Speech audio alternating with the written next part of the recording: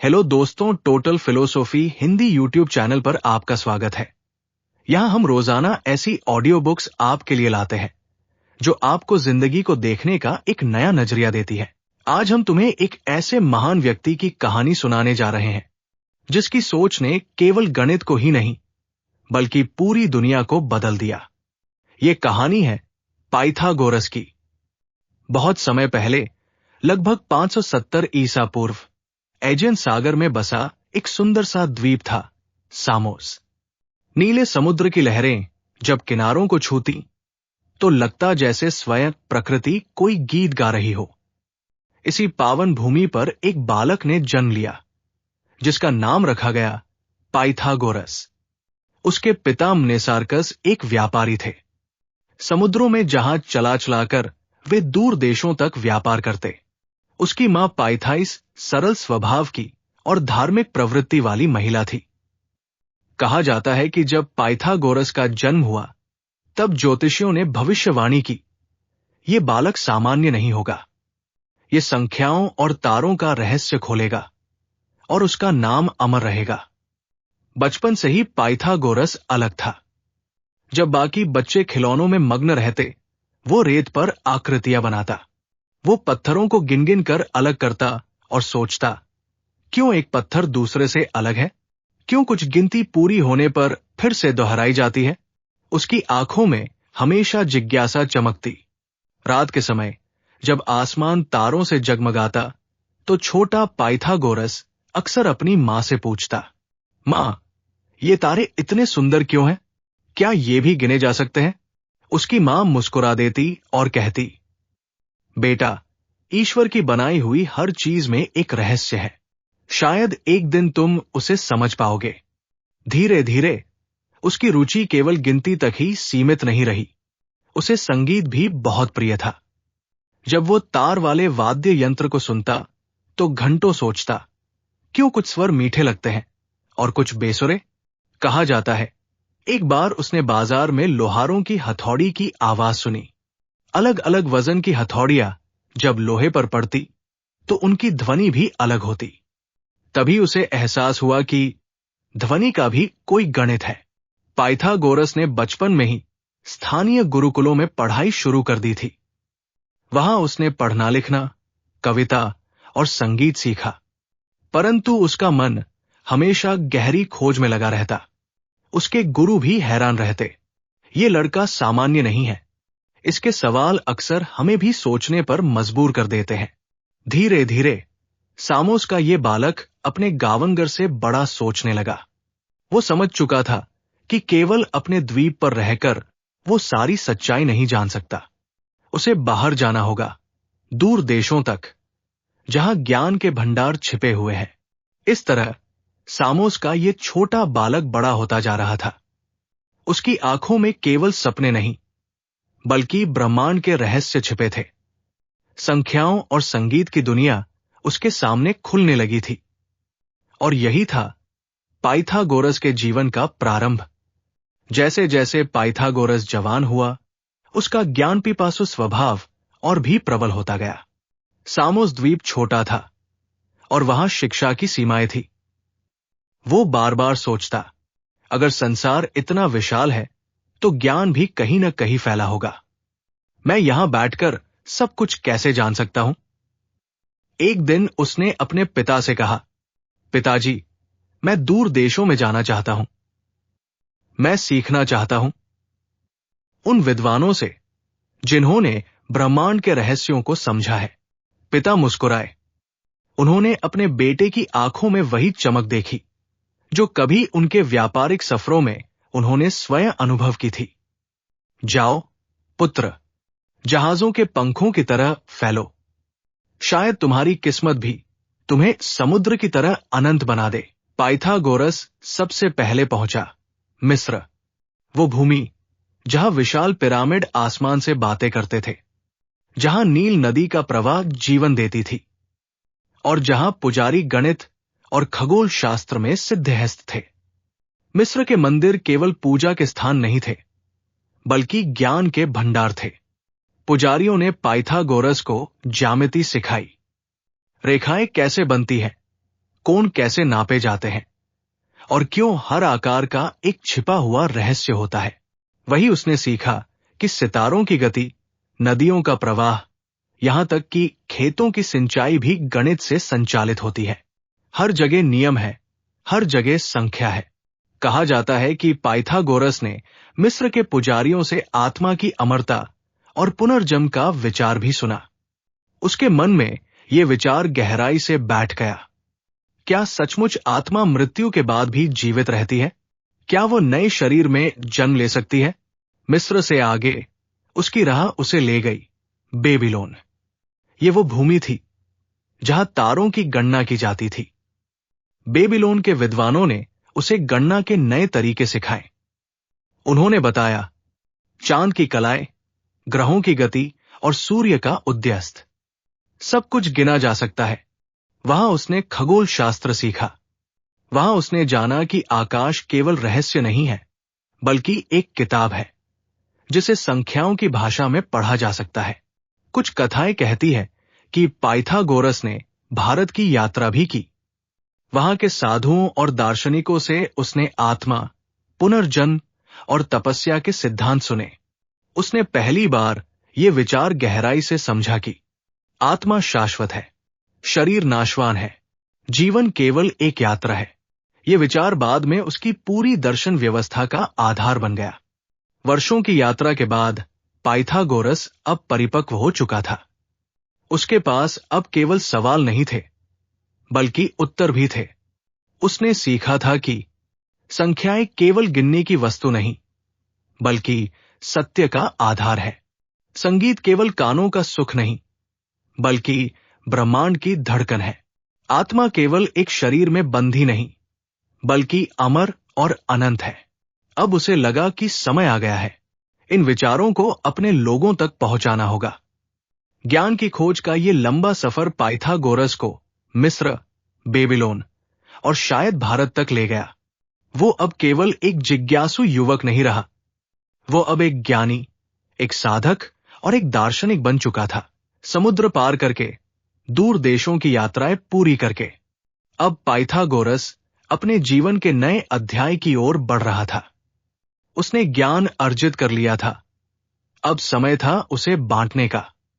लगभग 530 ईसा पूर्व पाइथागोरस पहुंचा क्रोटन, जो दक्षिणी इटली का एक समृद्ध नगर था। यह नगर व्यापार और राजनीति का केंद्र था, और यहां लोग ज्ञान, स्वास्थ्य और आचार विचार को बहुत महत्व देते थे।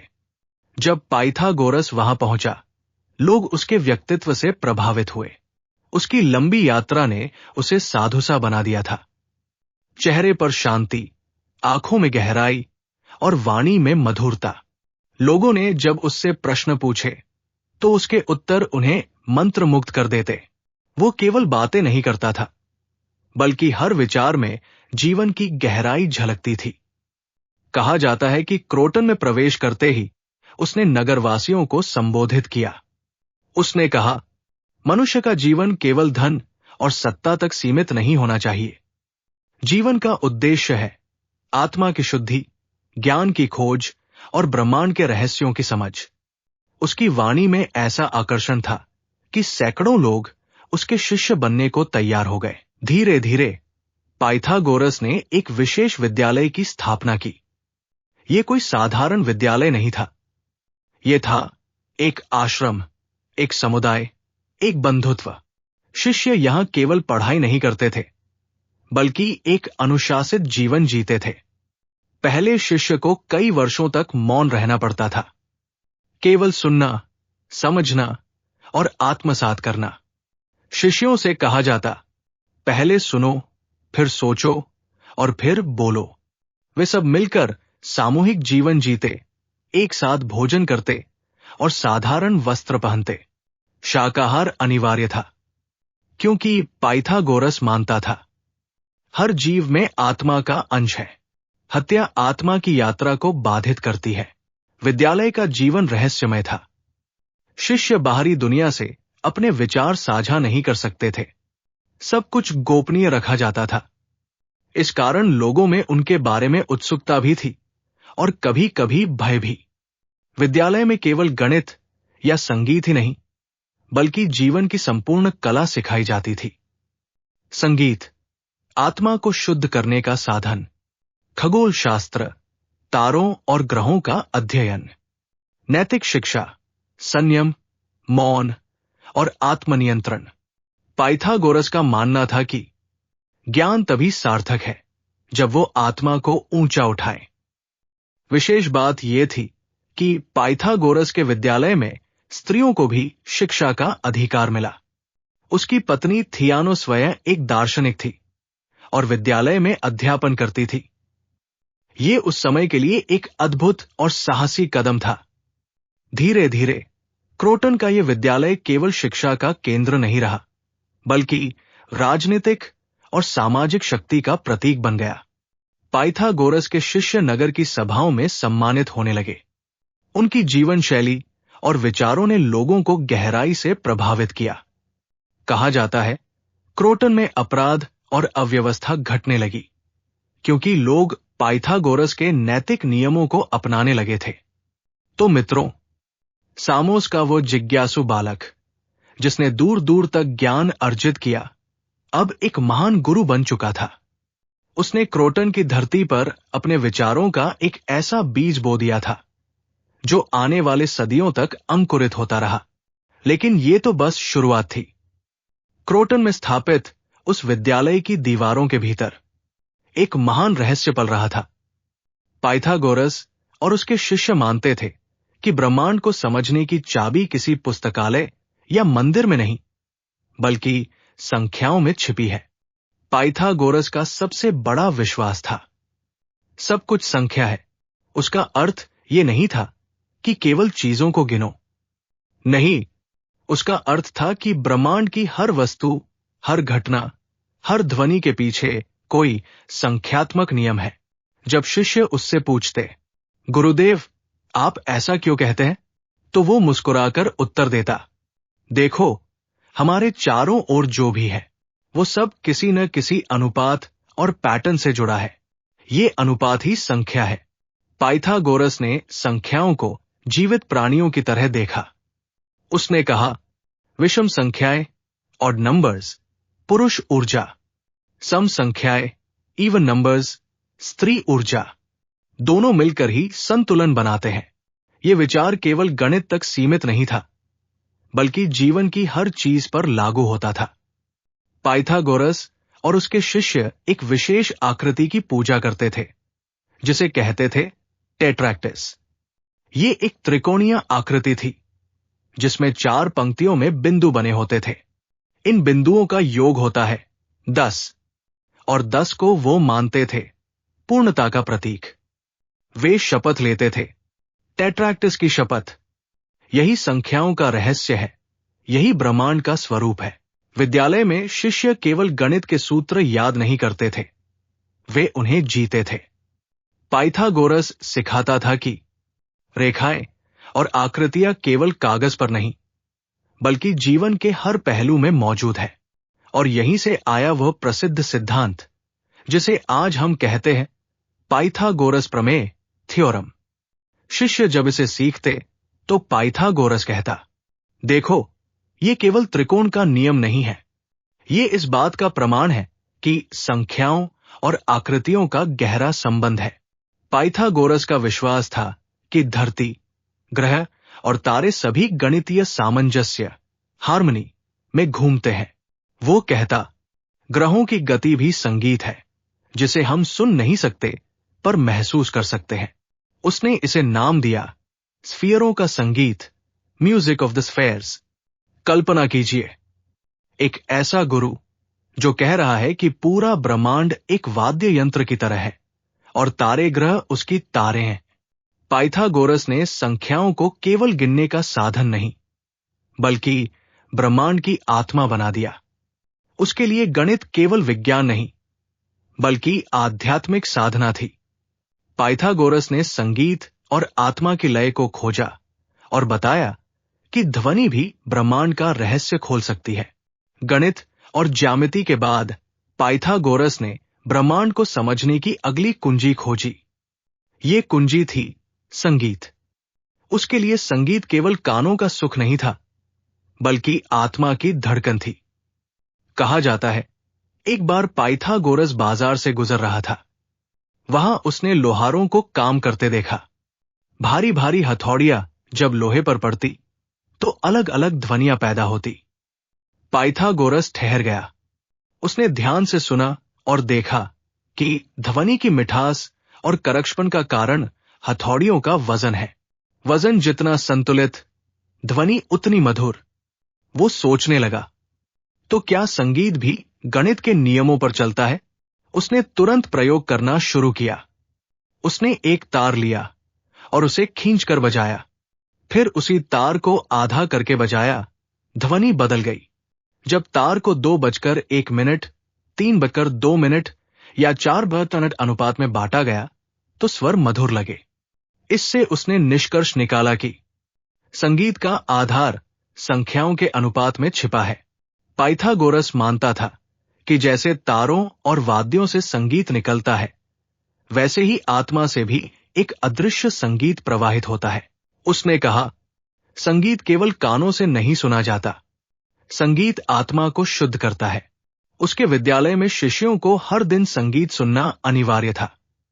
कभी सुबह शांत राग, कभी रात को गंभीर धुनें, क्योंकि उसका विश्वास था कि ध्वनि से आत्मा की अशांति मिटती है और मन शुद्ध होता है। ब्रह्मांड का संगीत। पाइथागोरस ने आगे कहा, तुम्हारे हृदय में जैसे संगीत है, वैसे ही आकाश गंगाओं में भी संगीत है।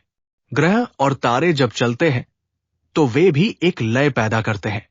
ये लय हमारे कानों तक नहीं पहुंचती, लेकिन हमारी आत्मा उसे महसूस करती है। उसने इसे कहा, स्फीयरों का संगीत, म्यूजिक ऑफ द स्फेयर्स। कल्पना कीजिए, वो मानता था कि पूरा ब्रह्मांड एक वाद्य यंत्र है और हम सब उसकी धुन का हिस्सा है। पाइथागोरस ने संगीत को केवल कला या साधना ही नहीं, बल्कि चिकित्सा का साधन भी माना। वो कहता था, जैसे शरीर को भोजन चाहिए, वैसे ही आत्मा को संगीत चाहिए। सही धुन रोग को दूर कर सकती है और मन को संतुलन दे सकती है। कहा जाता है, वो अपने शिष्यों को गुस्से या दुख के समय विशेष धुनें सुनाता और उनका मन शांत हो जाता। पाइथागोरस ने हमें यह सिखाया कि संगीत केवल मनोरंजन नहीं, बल्कि आत्मा का आहार है। उसके लिए गणित और संगीत दो अलग चीजें नहीं थी, बल्कि एक ही सत्य के दो रूप थे। कैसे पाइथागोरस ने आत्मा और पुनर्जन्म का रहस्य खोजा और क्यों उसने शाकाहार और अहिंसा को जीवन का आधार बनाया। संख्याओं और संगीत के रहस्य खोलने के बाद अब पाइथागोरस की दृष्टि एक और गहरे प्रश्न की ओर मुड़ी। मनुष्य कौन है? आत्मा क्या है? और मृत्यु के बाद क्या होता है? आत्मा अमर है।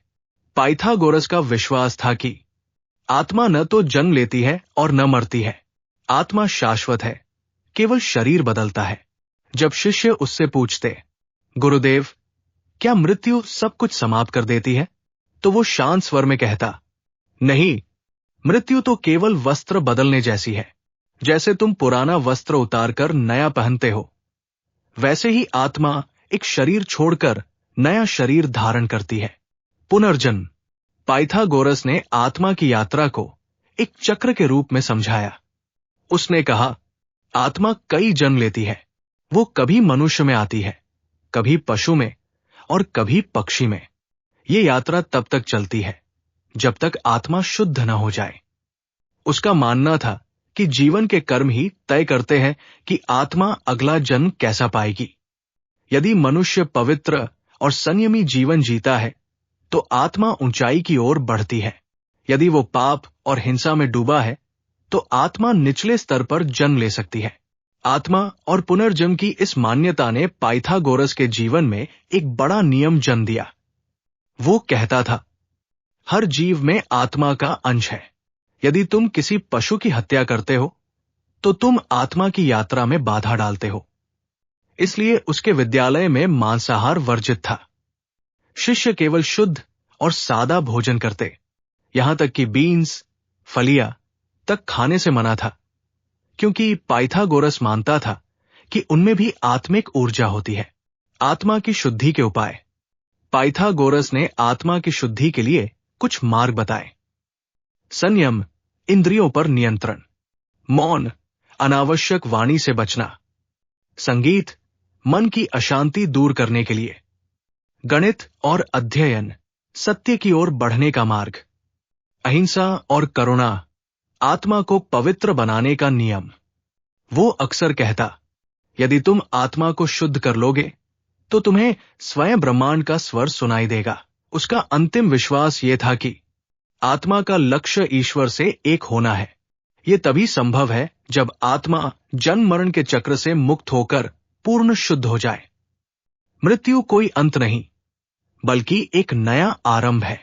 जीवन का उद्देश्य है आत्मा की शुद्धि, करुणा और ईश्वर से मिलन।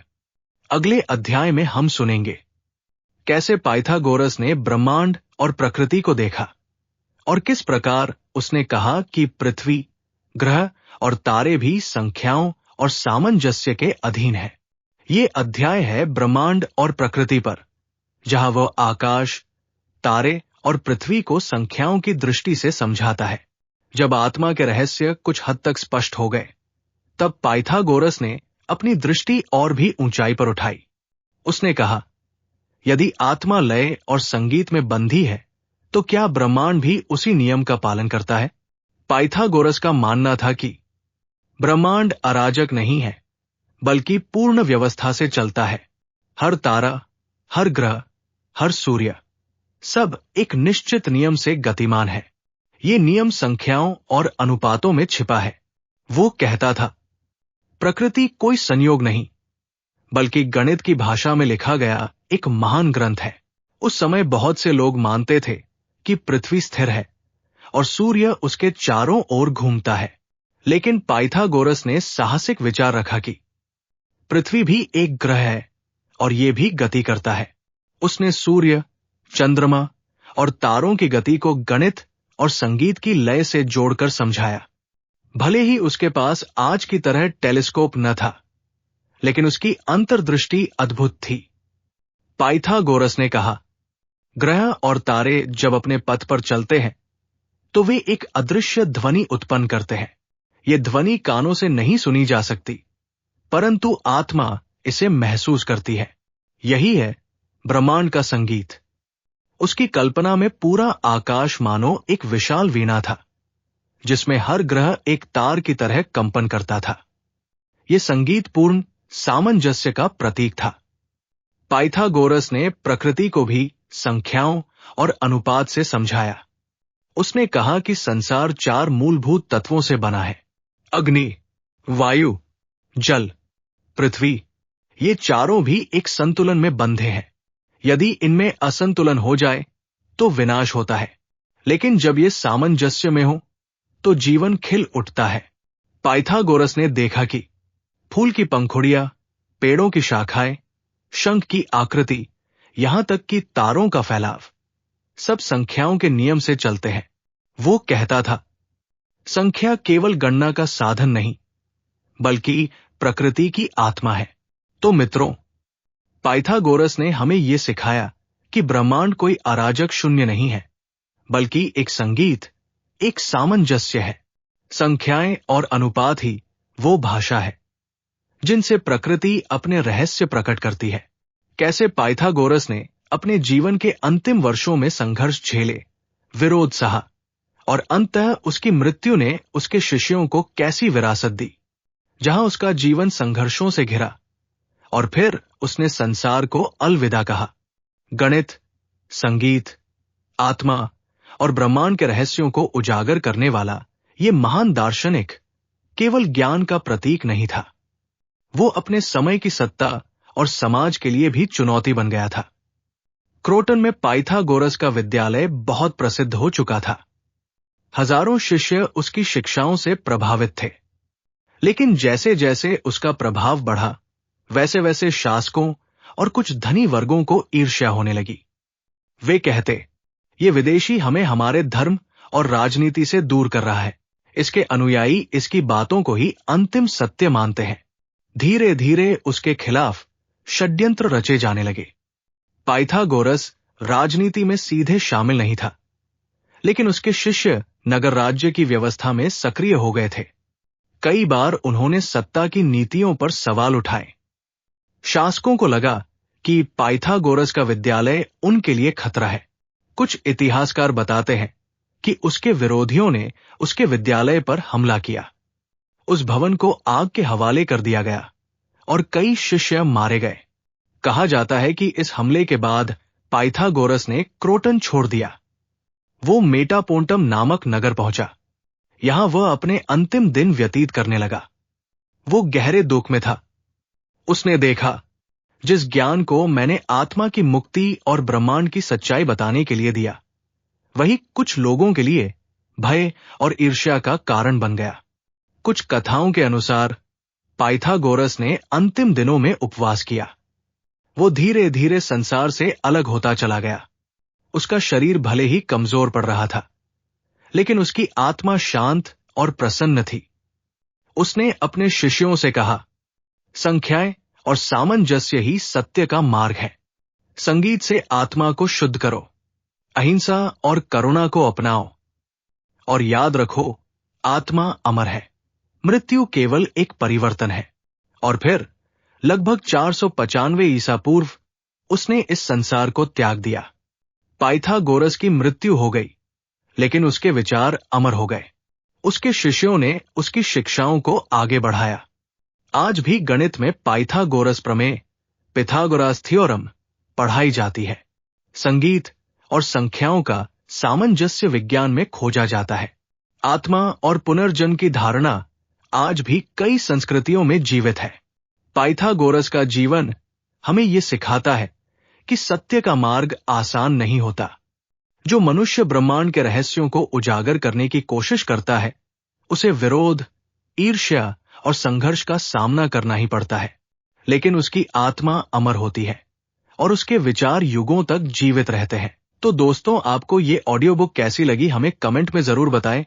ऑडियो बुक को लाइक और शेयर जरूर करें, और ऐसी ही और ऑडियो बुक रोजाना सुनने के लिए टोटल फिलोसॉफी को सब्सक्राइब करें। मिलते हैं कल फिर एक नई ऑडियो बुक के साथ। तब तक के लिए अपना और अपनों का ख्याल रखें।